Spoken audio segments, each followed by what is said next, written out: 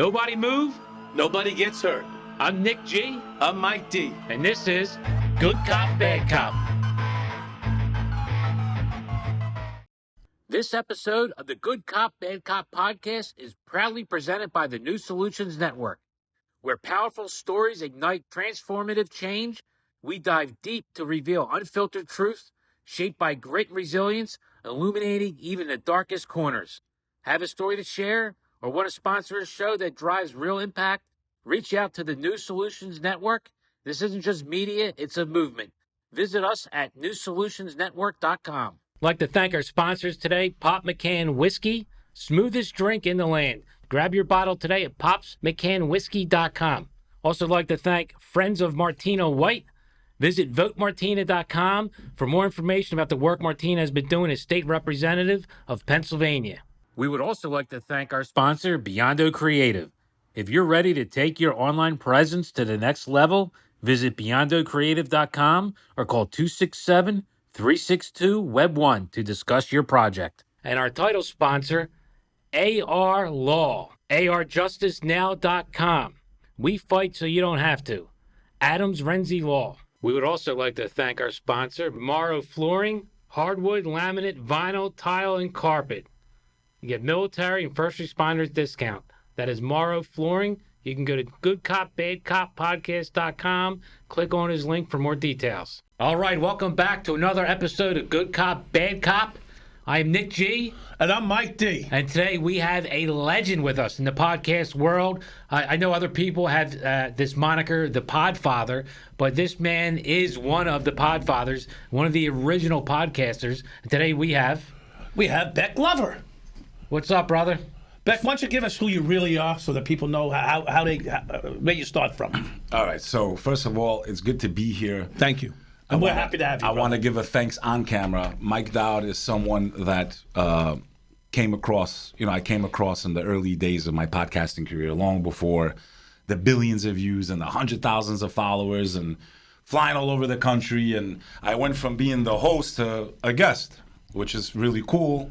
Part of that was because of all the suppression that was happening during the 2019. We don't need to listen. We got to speak in code sometimes. I've been telling you this also. Yes, as podcasters, yes. We say certain things and these episodes get zapped. Yes, they do. And with the audience, I'm still struggling with that. Yeah. So what the audience doesn't realize is that you say a certain term and you put 3 hours into this, driving this and that. You guys both live far from here. Yes. And all that work goes nowhere. And I went through that for years because of everything that happened. Just because I was pushing back against, which we all know now, right, was the truth. Of what was coming, not only for New York and New Jersey, but for all of humanity. Correct. Thank you for putting that out there. During the infancy, John A. Light got me in touch with you. Yes. Said you'd be a great guest. I had you not only once, I had you multiple times. Right. And then the world went to hell, and then you were in Florida and everywhere, and it was just crazy because the world shut down. So just want to thank him. Yes. In front of all you, his followers, because every little piece of that, every single guest I ever had on the Comeback Team, my original podcast, which I am going to do season 2, Mike came 2 times for me in those days, and I really appreciate it. Well, thank you. And I just want a full disclosure. John and I had a great run together for some time, and then we had a slight falling out, hoping the fences will be mended shortly. And there's no shortage of people that are willing to help us mend those fences. Yeah, sometimes things happen. Yes. I fought with my best friend. We didn't talk, literally my best friend for 3 years, and it seemed like we would never get, and then, you get back together. And it's over. And it's over quick. Yeah, time. And it's over quick. And you go, damn, we lost 3 years for what? Yeah. Yes. So it happens, but shout out. Yeah. So my background, first generation Albanian American. I was born and raised in the U.S., okay? The reason I was born in this country is because where both of my parents come from was a very dark corner of the world and still is in a very dangerous predicament. And so I'm from Albania originally. My dad's from a place called Kosovo, which is a country that's recognized by half the world, the other half doesn't recognize it. What people don't understand about the history of my people, we have always been in the crossroads of all the empires. It's amazing. So we were part of the Roman Empire. We were known as Illyricum. And then we came under the Ottoman Empire for about 600 years. Just about. Then World War I and all this stuff. Then the communists got control of Albania proper. We lost about 70% of our territory in 1912 after the collapse of the Ottoman Empire. There was no boundaries. There was no borders. And the Albanians, who are a non-Slavic people, were forced into, half of our people were forced into what was known as Yugoslavia. We're not Slavic. Yes. Right. Okay, the Slavs came into the Balkans in the 7th century. Okay, this is that, Google it. I unfortunately have lost family throughout generation through generation because of these conflicts and because of the Western powers, the way they divided the land. It separated the Albanian Created nation. conflict. It was still to this day. To this day. To this day, still. 2025. Still fighting. We're in big trouble still. Okay, especially with the So new policies. embarrassing to hear this. So Kosovo, wasn't that in turmoil not too long ago, in the 1990s, right? What's his name? Yeah. Clinton was Milosevic. bombing people over there, or whatever. Well, side. actually, Yeah. thank God he did. I'll be honest. Okay, so I don't know. See? So now you have all these people Yeah. going on Tucker Carlson, and you should highlight this and tag him on it because I'm waiting for you, Tucker. Okay, good. You have all these one-sided people discussing millions of people's lives. Wouldn't it be nice, since you're such a great journalist, and I've supported most of his work, and I love Right. everything he's Right, done. right. When it comes to certain topics, can you give the other side a chance? I would like to speak on behalf of the Albanians. You had the ex-mayor Trnavich, or whatever his name, from Chicago, that was pardoned by Trump. Okay, Blagojevich. crooked mayor or governor. Sorry, Blagojevich. Yeah. was it governor? Governor, yep. Okay, you had him on. You had all these people speaking about our issues, yet you have no one to represent the Albanian side of the story.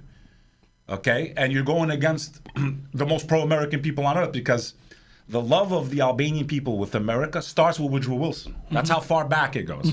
Because when the Ottoman Empire collapsed, okay, we were going to be wiped out like the Kurds. We were going to be a people with no homeland. So Woodrow Wilson stepped into the League of Nations, which at that time was the United Nations, and said, listen, you got to give these people something. So they gave us a little piece called Albania. The rest was absorbed. So Albania was not Albania? Or was it always Albania? It's, first of all, yes, it was always Albania, but we've always been occupied by foreign powers. What's amazing to So us... Albania, Woodrow Wilson claims these parameters are now Albania. He gave us a little piece, thank God. Before that, what was Albania? Or was there an Albania? Or was it Prussia? Was it... We were under Ottoman Empire, so we were occupied Albania. We were occupied by foreign powers. So we've been around since... And our language, here's the interesting thing now. Our language has never, our history has never had a chance to get out. So 2,000 years, you're under occupiers. Archaeologists are going in. DNA experts are going There's in. more Now, were you Roman. guys- There's more Roman. More Roman antiquities, what you would call, in Albania than there is in Rome. Is that there's not a correct? lot. That's correct. We had a big impact in Roman history. Right. We also had a big impact in Christian history. Correct. Yes. Okay, we helped spread Christianity. Were you guys bordered by the Scythians? Would that be We were correct? bordered by the Greeks, and then the north, the Slavs started coming in the 7th century, but we've been there since. Read the history of Queen Teuta, an Illyrian queen she was basically a queen that was like pirate raids on the Adriatic Sea against the Roman Empire. I mean, amazing history. The proof of all this, because I don't want to get stuck on this subject, we got a lot to talk about. Our language. Our language is proof of our history. It's amazing that it survived. It's the only original Indo-European language in existence. Wow. Would you call it Indo-Europe? Indo-European Wow. languages. It's the See, Greek. I didn't know that. So you have like Slavic, right? Like Russian and all these languages. Then you have, Latin, which is like Spanish and Portuguese and Italian, right? Then you have your Anglo-Saxon languages. Albanian is in its own category. And if you look on the family tree of languages, it's actually the first. It's at the bottom. Linguists. Here's proof. No offense to the Greeks. I got a lot of great Greek friends. We have a lot of animosity. Like, all the people there, they want to Okay, a lot of my friends are Greek. One of the godfathers to my children's Greek. But I got to call it out. We study Greek history that we've been taught because history is written by the winner and never by the loser. Yes, that's Correct. true. Okay. That's true. Look at our own history here in America, right? It's like very whitewashed and watered down. So in the Greek... We didn't kill Kennedy, by the way, right? No, we didn't kill Kennedy. There wasn't enough... I don't want to say that and get my goddamn podcast banned again. There wasn't enough Albanians around at that time. The Italians probably took care of that one.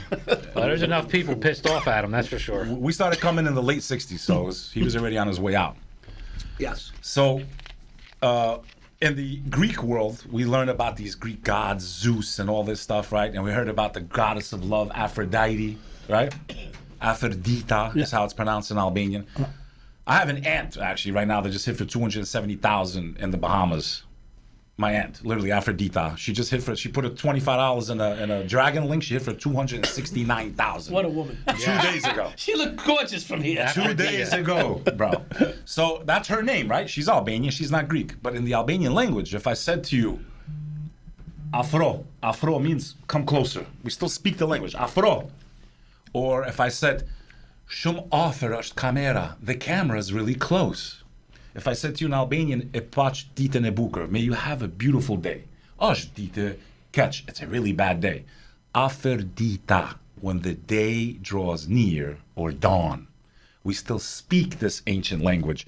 So our enemies can continue to try to deny it, hide it, play the games that they are. But now that we're open, now that we are a part of Europe, now that we are one of the most pro-American countries, if not the most pro-American country on the face of the planet, ask anyone that's ever visited Albania. The American flag flies everywhere. Statues of all the presidents, roads named after them. They don't understand the politics. Right. So people get mad. Well, why would they have a highway named after Beau Biden? You know, Right. Joe Biden's son. Literally, one of the national highways is named after his son. It's not because they understand the complexities of American politics. Right. They're just honoring America. Honoring America. Right. So I say Every that- opportunity they got. and Right. I'll say to the Trump administration, because a lot of Albanians are hurt right now. A lot of Albanians supported Trump, and he's talking about NATO and all this stuff. If NATO withdraws from Kosovo, we will be left to the wolves again, like we were left to the wolves 100 years ago. You will be betraying the most pro-American people on the face of the He'll planet. never let Albania flounder. He can't. He will never. Now, here's the good news. Because he loves Albania. Yeah, not Albania, but Kosovo. Okay. What about them? Kosovo's I got nor- confused because you guys Kosovo's- want to kill each other sometimes. No. Kosovo is Albanian. We're Wait a all minute. Albanian. Wait a minute. But we're divided. I was with John, and we went out to dinner one day in Florida, in Clearwater. And I took him to an Albanian restaurant. But it was owned by Kosovoans. No, but let me explain something to you. And it was almost a war. In that Really? I swear to you, by God, the guys was, see the size of him? Times 2, but I mean all jacked. Northern They Albanians. were jacked. And I thought, I'm bringing John to a home. Yeah, the wrong home. It was, let me tell you something. No wonder why you don't talk. Let me tell you something. John goes, they're on the phones, and they're all looking and talking, mumbling. They know who he was. Do you know the story? No, I don't. They're all mumbling. And I go, John, what's up? He goes, they're Kosovoan. I go, what does that mean? So for our audience, John Alite is Albanian? Yeah. Yes, he's Okay. Albanian and well-known But Albanian. there's no difference. And John did some things that some Albanians wouldn't approve of, but the bottom line is he's Albanian to the core. And he never denies it. Of course, he's American, just like Beck. He's American, but they wanted to kill him. They called more people. There was me and John, and there was a dozen of them, and they were as big as Arnold Schwarzenegger. All of them. So did you get out? Of course we got out. We're still here. So, just to with that? clarify for the audience, What's up with that? there is no difference between Kosovo and Albania. But what happened? So what happened was that land was annexed and put into Yugoslavia, but the Albanians were in there. Okay.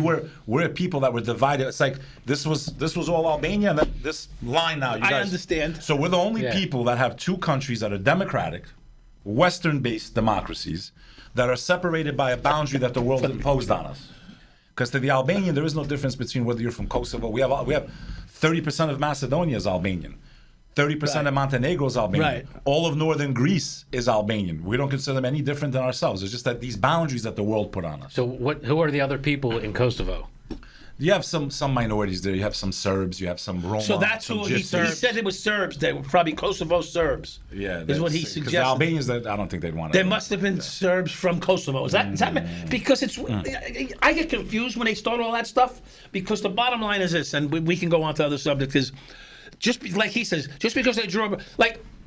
The Irish inflict into an Italian neighborhood in Brooklyn, let's just say. Like, we all move into each other's neighborhoods. But you just hit it on the head. You said the Irish. The Irish have Northern Ireland. They consider that their land. Correct. The British took that piece, and now you have two of the same people divided by a border that's controlled by others. That's Correct. the same example Right. of Kosovo. Kosovo was like Ireland's Northern Ireland.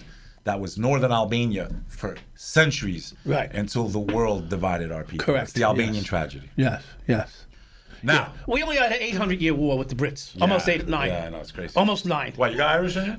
I'm all Irish. You're the tallest Irish guy I've ever met in my life. Yeah. Shit. Tall? Oh, every Irish guy is 6'3" and above. Come on. Actually, he's right. The big donkeys. The big donkeys, you know. I mean, all the ones I met in Yonkers, they were not. I was always taller. Well, that's because they were still under the bar. They were all crawling. So yeah, I mean that's the background. So my grandfather fought against the communists in Albania to the last bullet. My great grandfather told him, get over the border. Someone has to survive. My great grandfather was thrown into a gulag type prison for 28 years. How he survived that, I don't know. Yeah, I don't know how he survived. He got out for like a year or two after that and then passed away. My grandfather fled to Italy through Amnesty International, the church. That's why I always tell people, you know, because I get flack because I'm involved in a lot of religious discussions. I know, you're a Muslim, right? Yes, but I got love for my Christians. But he has a Christian and that's my love. universal message. Right. Sometimes people, listen, you guys are both in the podcast game. Yes. You go on and do a 3-hour pod. Someone takes 30 seconds. Boop, yep. They put it out. Yep. If there's no background to it, they're going to take it just for the face value of those 30 seconds. Correct. Right. Right? Yeah, you could be saying in a clip, I hate all Christians, and right? You could be saying that. Right. Meanwhile, in the first 10 seconds, like, you know what I hate? I hate when people say I hate all Christians. Right. So they take that clip, and they'll spin it because they want to get clickbait and views. Yes. It's all about context. Video lies 100% of the time without context. That's correct. So what happens is you listen, you know I didn't go into podcasts to talk about what I talked about today. No. My show was about inspiring people Yes. who have been through our worst nightmares, who have come throughout the other side without giving up. That's why I had you on my show, was to say, listen, you can make mistakes. Right. You can do some time. You can come back out and turn your life around. Even John, look at John. John just became an elected official. Yeah. All right, an ex-hitman for the mob. Yeah. It just proves the point. We just talked about it on our last show. Elizabeth. Yeah, Elizabethtown. Kudos to him. Englishtown. I would have never guessed he'd do that in my life. I would have, by the way, yeah. Because I had gotten really close, you know, at one point with him. I just thought he wouldn't want anybody to know where the hell he's at. So what generation? He don't care. What generation are you? He doesn't Albania. care. I'm a 42 years old man. All right, are you first generation here Yes. of your Yeah, family? I look old, huh? So my mom came when she was 2. I don't know how they count. My mom wasn't born here. I'm first one You look born about here. the same so you're age first as him. generation. How old are you? 46. All right, you guys look close in age. I mean, he actually looks brighter in the face than you. Like you need some sun. The hell's Thanks. up? What the hell's up with you? I'm not going to Florida. He's keeping him in this dark studio all day. That's what's happening. You get to leave. My gym membership comes with a tanning. I got sun salon. poisoning as a young man. I was told stay out of the sun. If I don't want You're cancer. Italian. Yeah. What Italian can't go out in the sun? They got half that, you know. This one. And I'll speak for all Albanians when I say this. Go ahead. We have a lot of love for the Italians. Of course. We have a lot of love for the Irish. Thank you. Okay, and a lot of that hassle has to do with when we first came over and the Bronx was burning. That's right. And there was all this crazy stuff going on. You guys were like, hey, Albanians, come over. Let's show you how New York works. Yeah. We're going to teach you a few things. That's By the way, you guys want to get involved in this? You know, so my family, you know, worked for a Jewish family. And then when the Bronx went to hell, burned down. Okay. Yeah. Which how this has not become HBO. I told Rob Weiss, Rob, I don't know what you're waiting for. This is a guy that wrote Entourage, some of the biggest shows in the world. I love him. He's brilliant. But again, it's about what's marketable and not, because they kind of, you notice how like all the movies in the early 90s all the way to like the early 2000s was all gangster movies and kind of like got phased out. Yeah. Now it's all Spider-Man and fake, because they don't have to pay an actor. it's all Spider-Man and now men making out with They each don't. other. Yeah. After Brokeback Mountain, that was it. You know? That was over. Damn it. That was the film that opened the floodgates. What the hell? They need stories, and they need people like you to make these stories. Like the Philadelphia Mafia is ripe with all kinds of stories, movies. The problem series, is the genre of mob is sort of played out. But you need someone with fresh ideas to introduce it. Like the Sopranos were a hit. We haven't had It was something a hit, like and the it was Sopranos. a little comical. It was, you know. You need humor, and you know that. And you know how I try to keep it all funny. They tried to do the new Sopranos, and he made it woke, and it sucked. I never even watched that. They tried to do. They did. Okay, no one knows this in this room. I bet they did a story about East New York. It's called like the 7-4. J-Lo did it. It lasted one season. It was the worst production I ever saw in my lifetime because they did all the technical DEI stuff in it. I'm telling you, it was lousy. They wasted probably $100 million putting that together because J-Lo ain't signing on for nothing. She's doing $10 million an episode. She's not going to show up, right? Exactly. So could you imagine the money they wasted? Did you hear about it? No. Okay. All right. Because you know why? That's all you need to know. Yeah. I didn't hear about it. And here's why. If you don't start with the original, Nothing follows in the sequence, and I'm not even boasting. They should have filmed it and made you like the sergeant of the station. Yes, and then had a guy play your role. Yeah, like you're in a cameo role, but as a different part. Or turn the actual 7.5 and had you consulting the whole way through into the gritty 7.5 series that it deserves. Because without that, none of these New York City call them dank, dark, edgy. It ain't gonna work if you don't do it about the 7.5 because we have the call. And the Dowd character, but I'm not talking about me as a person. Of course, I'd love to profit from it. I mean, what the hell? I served the time. I did my time. But the fact is, if you don't start with that, you can't do any of these that are going to be successful. I mean, they did Fort Apache in the 70s. Fort Apache, yeah. Right? Yeah, because back then it was poignant to the point. But you can't do another movie. You can do another movie about the Bronx, but it has to be related to Fort Apache. You understand? Because if you don't have that connection, no one gives a damn. Right. And so for our audience out there, the 7.5 is a documentary about Mike Dowd's life. Well, and it's not just about as you as a police officer and, the corruptions and the trials and tribulations just to be fair, in New York City during that time. To be fair, it's about the city. Yeah, I just happen to be the character the crack epidemic. that the story's told through. Would you agree with that, Beck? You're familiar with it pretty. And you were out in... You're in your 40s now. I went to Pennsylvania Avenue a few times. Yeah, okay. I know about East New York, man. I don't think people really appreciate what was going on there. Sometimes there, but not like in your day. Your day was it was out of control, man. Yeah. It's the first time where cops could walk into a house and there's $250,000 sitting on a table. Yeah. That never happened before. Yeah, that wasn't happening. No, that wasn't happening. And that's the first. Certainly not in Brooklyn. No, and it was rampant throughout the city with this crack epidemic. So, and that's how you came about. Right. Fortunately, in some ways, right? Because if I didn't have the story that you were raised in that darkness, it was amazing. Listen, it's amazing because of your life. Yes. Okay. Yeah. It was amazing because of my life. But that's besides the only thing close to it was the 1920s and Prohibition. You had the same kind of money that was readily available. Okay, so that you could push people. So over. that's a good segue. But the reality was, and you guys, you remember the story about the French Connection and heroin business? Yeah. Okay, that all was essentially ran through the New York City Police Department Property Division. I don't know if you're aware of that. The heroin was being confiscated by the NYPD and then stolen out the back door of the NYPD and sold off to wise guys, Italian mobsters and Greek mobsters in New York City in the early 70s. And I mean, there was some famous. There were some Albanians involved. Yes, there was. The pizza's different, though. The Pizza Connection was them. They went around. It's a little close to home for me. I'm gonna avoid this subject. They went around the NYPD for the Pizza Connection, which was their problem. You see. Then they all got pinched. And the Pizza Connection, I was in with one of their main guys. He was an Italian citizen. When you say in the joint. In the joint. Yeah, okay. Yeah. They brought him in. Bartolamente was his last name. All right. Now you think of that last Bartolamente, and he was And by the way, one of the nicest guys you ever want to meet. Yeah, they usually are until they're not. Until they're not. Yeah. Yes. Until all you hear is through a window. I don't know if it's a hearing or a feeling. That's both a hearing and a feeling.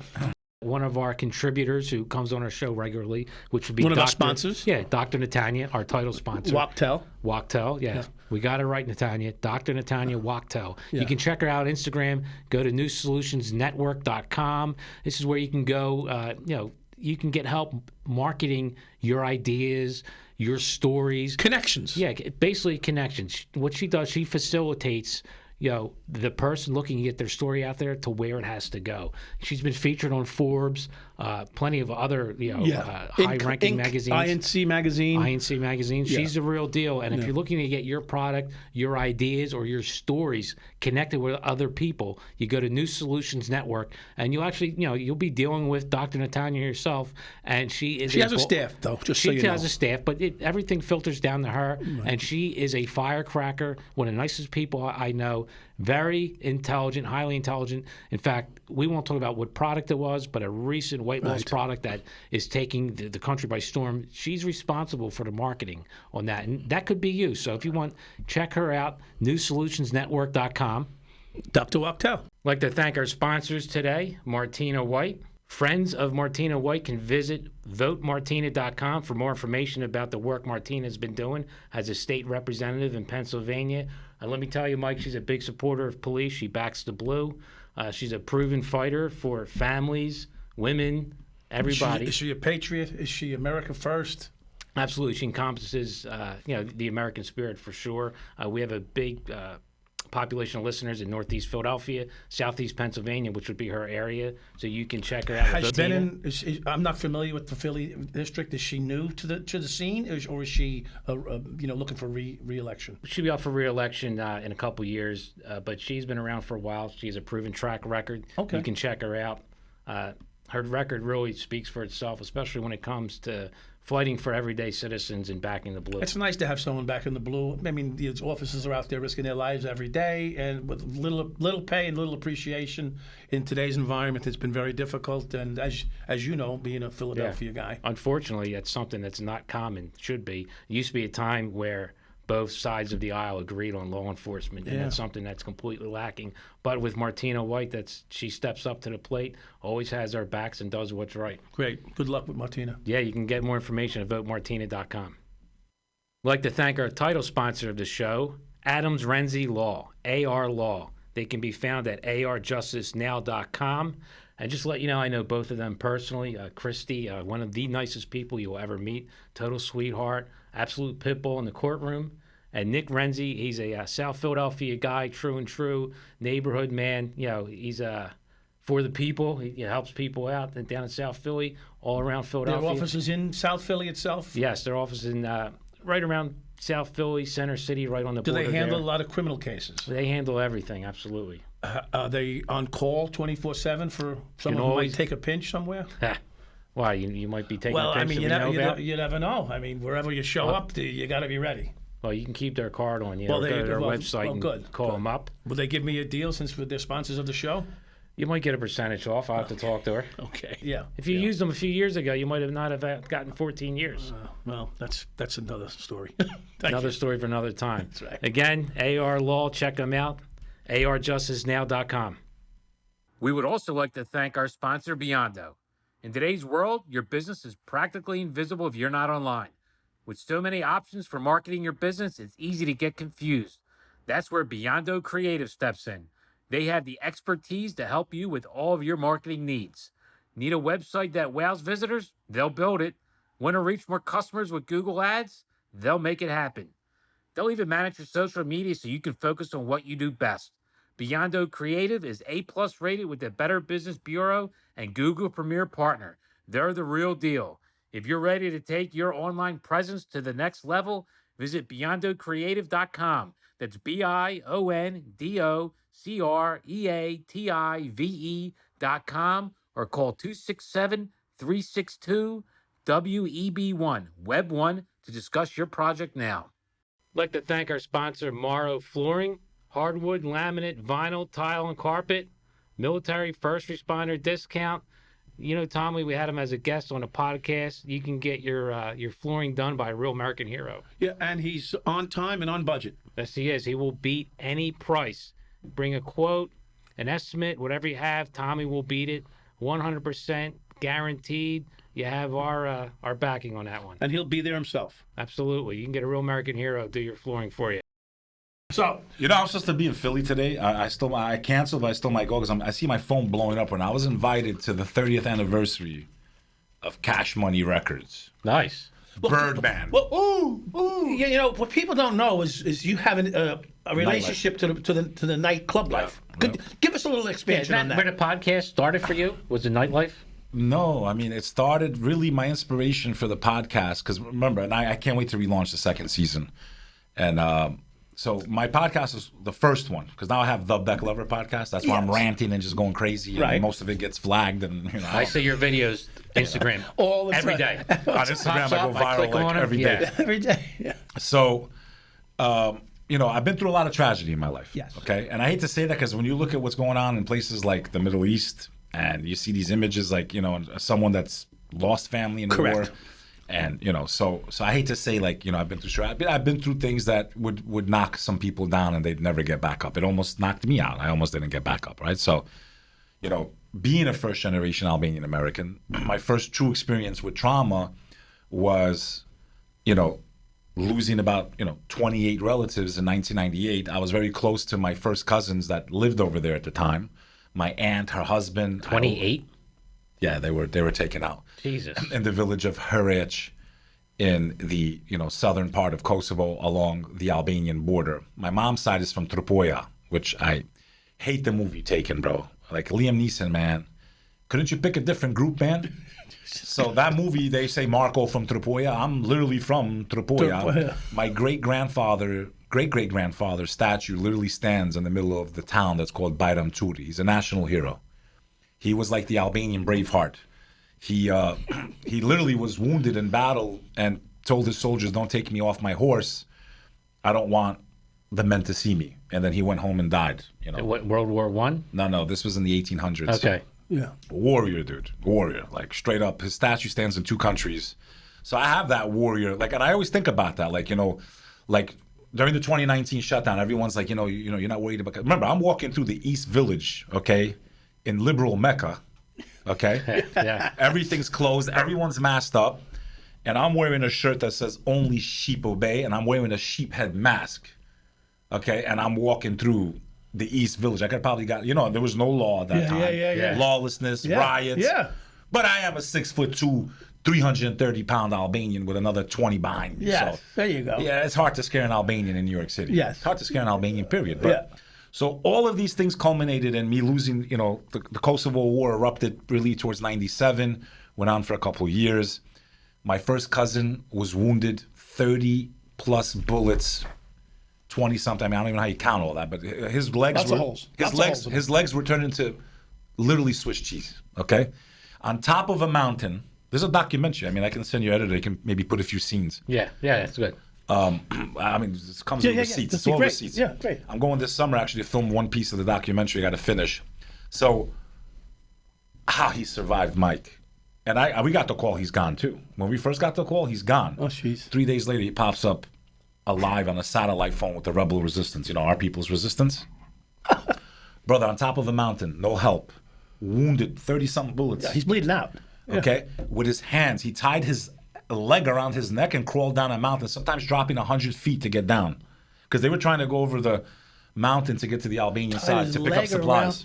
Tied his leg around his Swear neck. to God, true story, survived, man. They That's found insane. him. His entire legs were full of maggots. Those maggots kept him Saved his life, yeah. They ate all the rotten meat. Yeah, the gangrene. Then they had to smuggle him back into the city while it's a war zone under military occupation. They would have found him wounded. He's dead. They would have just blew his brains out, right? It's unreal that he's alive today. So I truly believe, just like on 9/11, some people, I'm going to call out sick today. Yeah, you were down in the subway. Yeah, I went to school. So like that day taught me a lesson too, because that happened after the Kosovo War. So on 9/11, you're in the... I'm in the sub-levels. I'm in the E-train. So you're on the World E-train. Trade Center, last stop. So what, you Below about the world- 17? I was 19. Okay. Summer of, so I was 18 01. when I started, freshman year, 19 years old. Okay. Sophomore year starting, I'm excited, It was beautiful out. I love, listen, The weather was beautiful day. It was one of the nicest days of the year, weather-wise. I loved college. Yeah. Okay, I went to Pace. I didn't go to class. You went to Pace. I had the time of my life. Pace. Okay, I swear to God, all when those I- liberal New York City girls. I swear to God, when yeah, I Lord. graduated, I swear, I shoot not, Mike, I cried for like 3 days. Because I had so much fun and I knew reality was about to happen. Yeah, it sounds like me I leaving swear to prison. God. It sounds like me leaving prison. I don't want to go. I wish that I would have went for my doctorate if I knew that.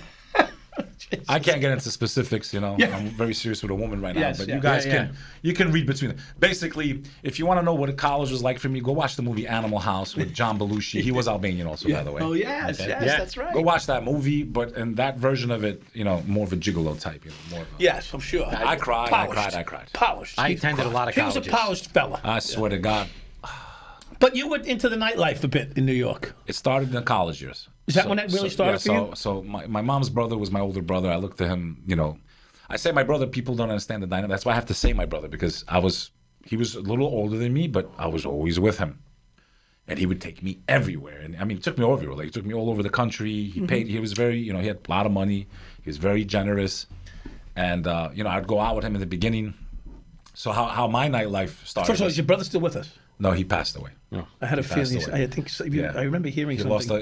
he passed away in a car accident in 2013. Okay, yeah. I So remember hearing what something. happened? He's not buried far from here, actually. So where we're Okay. at, he's about 2 miles down that way. I might stop by and say hello. Oh, that's nice. So I mean, But yeah, to visit. So what happens is he gets me into, at that time, was one of the most exclusive lounges in New York City. It was called Lot 61. It was on 21st and the West Side Highway. Right now, it's just a gaping hole. There's nothing there. They knocked the building down years ago. I don't know why they're not building something. I used to get, smile a little bit when I drive by and see the building, but now it's gone. It's like that. Yeah, you Isn't see there that? There's a studio right by the next door. There's a lot of art galleries. Yes, there. a lot of studios. And they used to have that place where they danced. I think it was called, was it called Privilege? I don't remember. It was on 23rd Street. They had a place where they danced. Okay.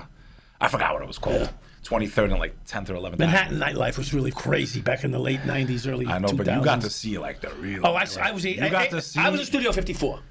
Not just that, you got to see like the Fun House. Yes. You got to see the Limelight, Sound Factory in its original form, the Palladium, all that stuff. Yes. That I would have given a year of my life to get 1 week of that. Yes. As someone that's, was heavy into nightlife. He was into the big. When I first met him, was one of the things that we first talked about. Was his connection to the nightlife, and you used to speak about it, right? Yeah, still talk about it. I'm still out there in the in the background. Not as much now that I've kind of elevated. My followers don't want to see me in those environments, but occasionally I have to entertain people, right? Yes, no, it happens. Yeah. So, but I don't use alcohol. Don't partake. I haven't drank since he passed away because I knew if I drank with a broken heart, I was a dead man. I learned that. Smart. I learned that unfortunately in the nightlife, right? You can learn about anything anywhere, right? So wherever you are. In the nightlife, what I had noticed was a pattern of people who would drown their sorrows out. And the night was like their escape, right? And we all had our reasons to be out there, right? A lot of us were trying to escape reality, right? That's the truth. Or create a new one. Or create a new one. Or get laid. Or get laid. That was always option A. Yeah. Now, that was my number one option. Reason, yeah. I couldn't wait. It was like an excitement. Like, today's an Easter egg hunt. What am I going to get? Yes. And sometimes you wake up in the morning and go, what the fuck? Who is this? Right. There's nothing like that thrill when Chewing your arm off. You first hit that button. Fucking Grey Goose, You're like, Grey Goose. Grey Goose and Red Bull became popular in the early 2000s. Yes. Oh, God, yes it did. I had seen so many people go down, Mike. Like they would be in our groups of people because New York City's landscape is tiny. People think it's so massive. No, it's not. It's just high. Right? Yes. It's just tall.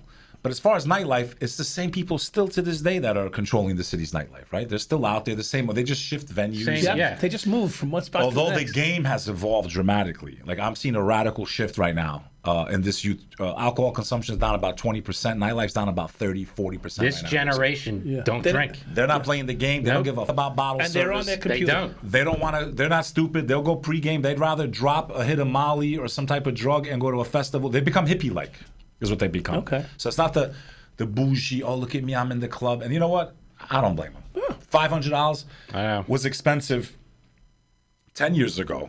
When I was going, I was only like $250, $300 a bottle. It wasn't a big deal. Yeah, you could be a waiter and floss on the weekend. You can get away with $1.50 sometimes. Two of your friends, two of your our generation, two of your friends throwing $100. Now you're balling for the night. Right. You got your table, and now you call the girls all the time. It was so easy, but these kids, they're paying Mike $800 a bottle for a bottle of Moet. Yeah. Get out of here. 4 glasses of champagne. Okay, in my day, that was the cheapest bottle. So when I was broke, I would buy an $80 bottle. It was $80. $80, yes. At Lot 61. Yes. So my brother gets me into this lounge. It's like the epitome of all lounges, right?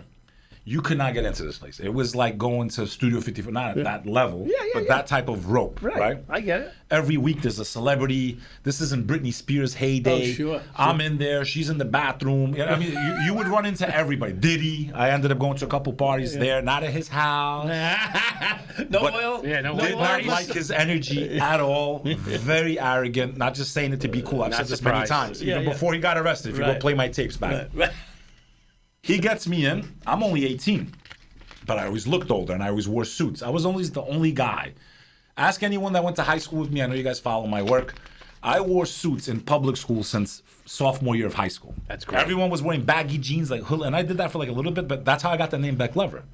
Because my brother used to make fun of me. I was going to ask you, where did that come from? Yeah, he's like, you look like an idiot. He's like, Beck Lover. Because I was doing the hip hop culture, He's like, yo, Beck Lover, yo. So that's how I got. People think it's, I'm trying to be cool about women. No, my brother was making fun of me. He's like, you look like an idiot. But I like the sound of it. That's great. Sure. So I like the sound of it. It's a handle. And I started telling people, yo, call me Beck Lover. I liked it. And he would always call me that. Because he was joking, yo, Beck Lover's coming. Like, he would call, that's how the name kind of caught. Now the whole world calls me. It's crazy. Yeah. He gets me into this place, Mike. He tips the bouncers a couple $100 right in front of me. I'm like, and this we're talking about 2000, the year 2000. I'm talking 25 years ago. And he's like, this guy right here, he points to, that's the protege, he goes. So the whole night, these bouncers are calling me the protege. The protege. Okay?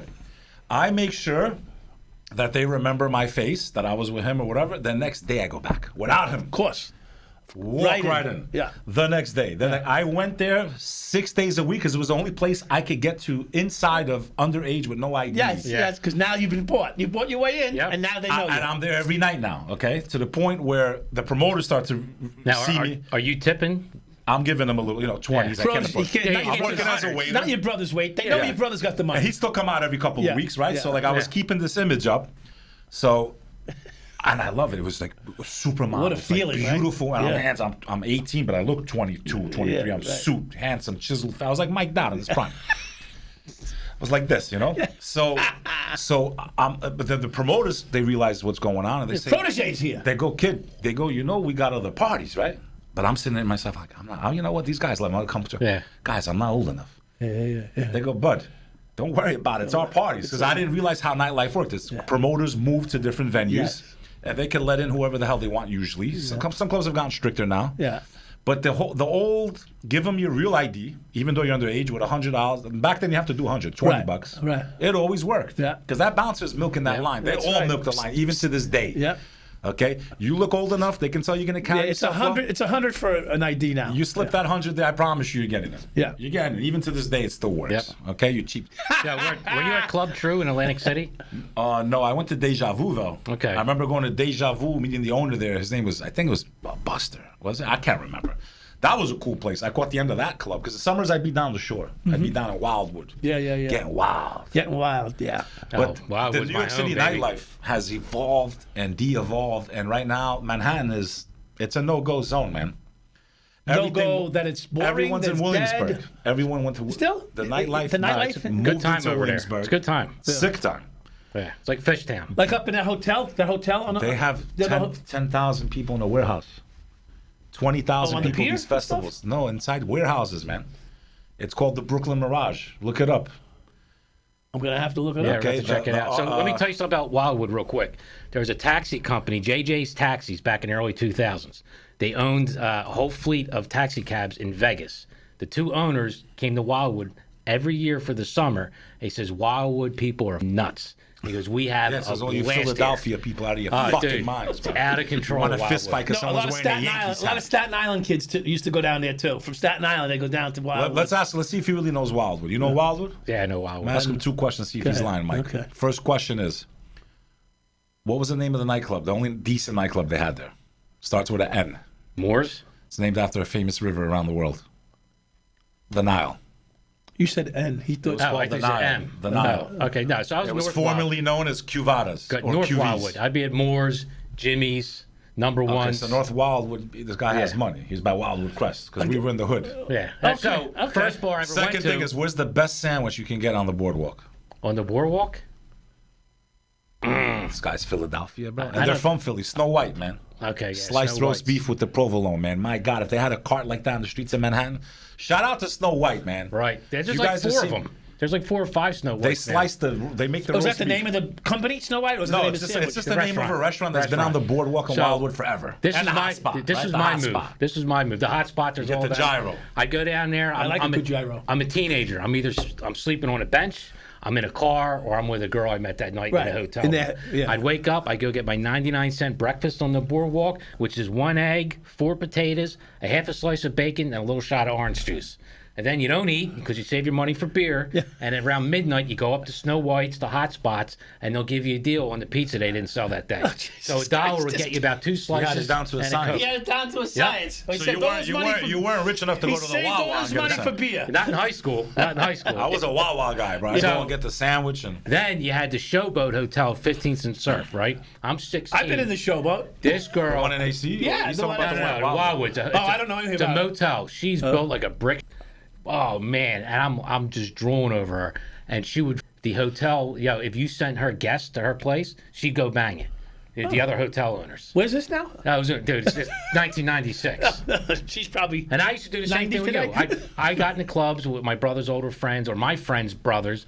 My friends are all drinking in a hotel room. I'm 16. I'm at Jimmy's hanging out with them, and I seen her there. begged her to take me home. She just took me home and dropped me off. That was nice. Tried my best, dude. It's like a karate fight. Well, tried my best. Wildwood was great. Philadelphia, Florida. So give us an update as we're running short here. Give us an update on what's happened to you since.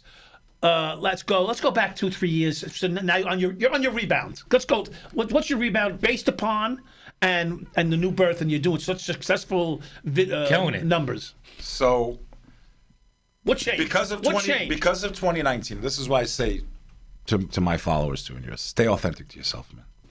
Don't sell out. That's what I say. So speaking about the things I spoke about was not the right thing to do for someone that was trying to make it as a podcaster, right? Because they're suppressing, they're shadowing, they're pushing down my property, right? So my channel gets basically nuked because I had a guest by the name of Laura, related to the President Eisenhower. Put those two together, that's her name. She comes on my show and she's talking like, you think I'm crazy. My followers think I'm crazy. Although she might not be.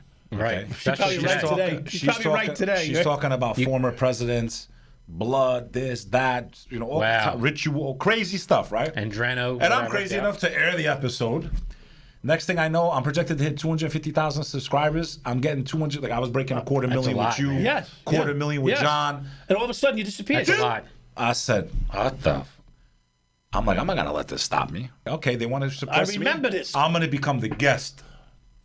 So I get on a few big podcasts, and I murder it.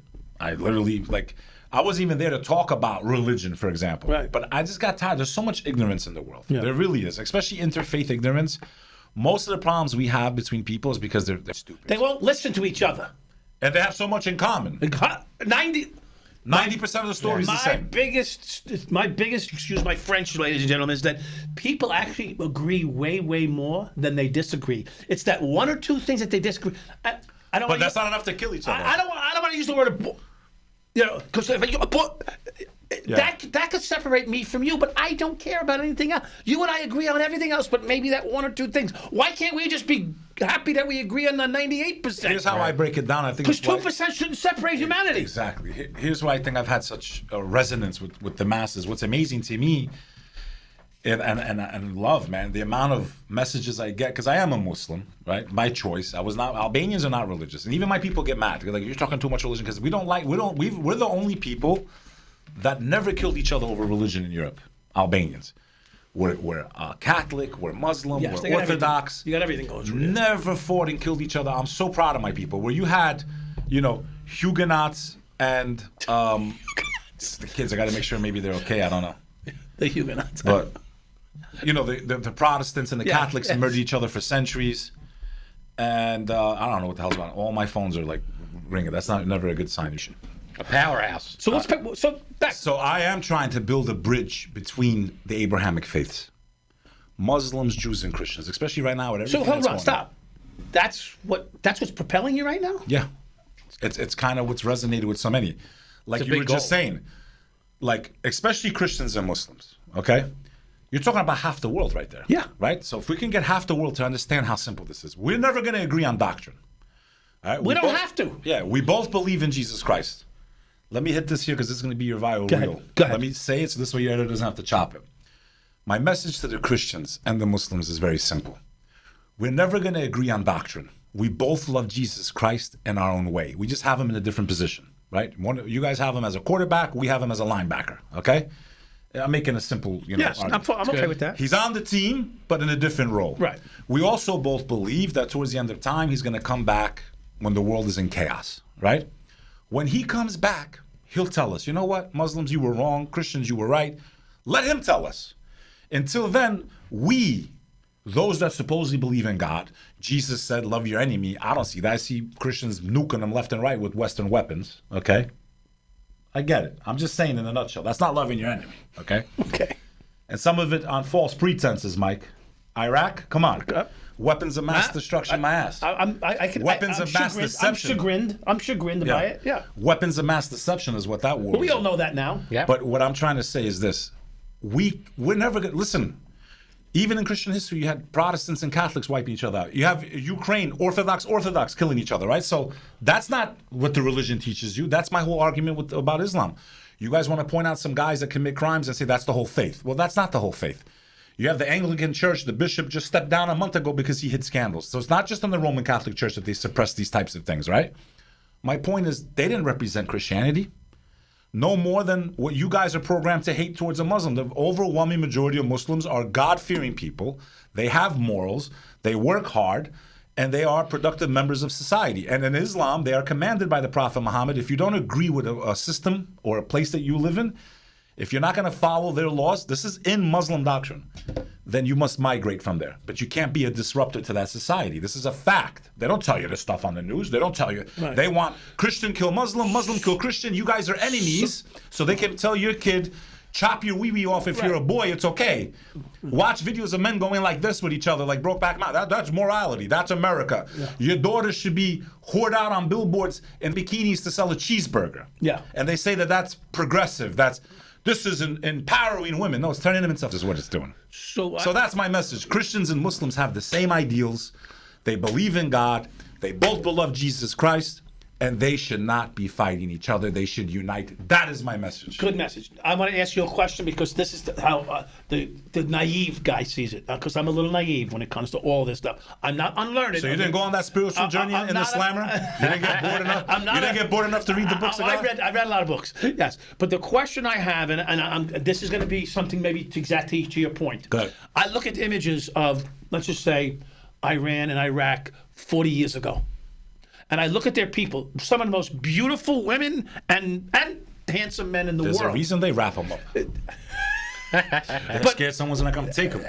But some of the most beautiful people in the world. Their society was ahead of the American society and the European societies back then. It's 100%. They were ahead of us. And then there's a famous picture. And then things changed. Famous picture of that girl next to the record player in the miniskirt from Iran. A beautiful, and not overtly sexual, just a very gorgeous, beautiful, attractive individuals. And now today, I look for that same image from the let's say Muslim population, and I don't see them anymore. I know in this country they don't live technically. Most of them don't live that way today in this country. But when I see that image of the dark robes, the burqas, and all I can see is a slit. You can't even see the color of their eyes. I wonder, is that repression or not? First of all, this is fair question. Yeah. So from the religion of Islam, in chapter 2 of the Quran, it says there is no compulsion in religion. You cannot force people to believe, and you cannot oppress. So, what about your own people? Let me finish. Okay. So, a lot of these dictatorships, a lot of these governments that were put in power, you gotta, the history is not 20 seconds ago. I understand. It's not That's Khomeini. why I asked this question. What we need to say is, well, Iran was so progressive and then they went back to the Stone Ages. Well, why did that happen? Because the CIA admitted it. Look it up. 2 years ago, they overthrew the Shah. They overthrew the last democratically elected leader, which led to the Islamic Revolution, which is why these dictators got in power. So the Iranians sitting here go, you guys hate us. Meanwhile, you're the reason this asshole got into power, which is why we have this system. It's actually your fault. And now you want to justify, which I think they're going to do. I think Trump's going to pull the trigger on it. Invade Iran and God. I pray to God we don't go to war with Iran. I don't think he's going. Okay, I hope not. He stopped one already. But it's funny because we created the problem after the fall of the caliphate, quote unquote, the Ottoman Empire. Same thing, right? After their collapse and World War I, it was the British and the West that placed all these puppets in power that have made all these brutal regimes. It wasn't the Muslims elected them. The same way the Egyptians overthrew, quote unquote, the Muslim Brotherhood. They were elected. They were toppled, military coup, Sisi came in power. I mean, that's a fact. So, I mean, this is not an opinion. You know what? Listen, this is very complicated shit. Yes, complicated. But I wanted to put that out there because that's the image the average white boy American sees. The average Muslim does not want war with Christians, does not want to kill them, doesn't want to turn America. And now there's this big thing. I just came from Texas, by the way. I was at this mosque that's in the center of this. They're trying to bring Sharia law to America in Dallas, Texas. Bro, what an amazing community. I went to visit them. Beautiful mosque, like a palace. Right. They bought all the homes. They're all family-oriented people. I got a news flash for you. A Sharia law is pretty much already in existence in America. It's basically the U.S. Constitution. judged by jury. All these things came from the Muslims that you guys claim. We were the ones that created democracy. If you go and read the history, Europe was in the Dark Ages for centuries. Okay, they weren't even taking showers at one point. I don't know if you know this. I shower as much as I can. The Queen of England used to put orange peels on her. I miss a day, I miss a day now and then in the winter. That's why this coffee that I'm drinking came from the Muslims. That's why the bride has a bouquet of flowers. Algebra, that you wouldn't have half these fucking lights wouldn't be on without algebra. Count. Okay? All of this came from the golden age of Islam, which again, like every other civilization, corruption takes over, the wrong people come into power, and it dwindled away. But people don't know the history, man. Well, then, we're building bridges right here. Like Anthony Bourdain say, go have a beer and a sandwich with somebody.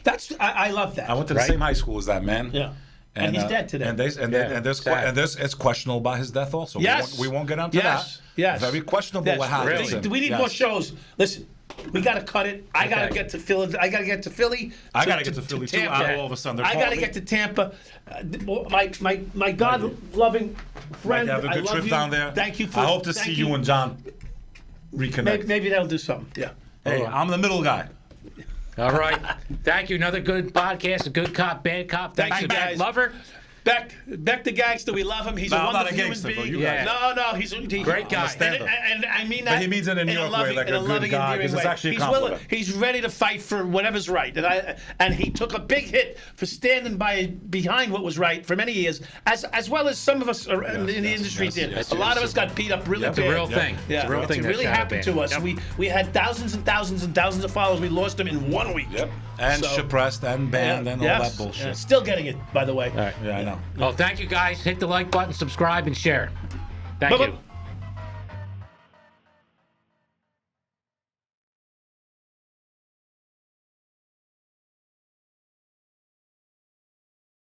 This episode is sponsored by New Solutions Network, AR Law, PA State Rep Martina White, Biondo Creative, Morrow Flooring, and Pops McCann Whiskey.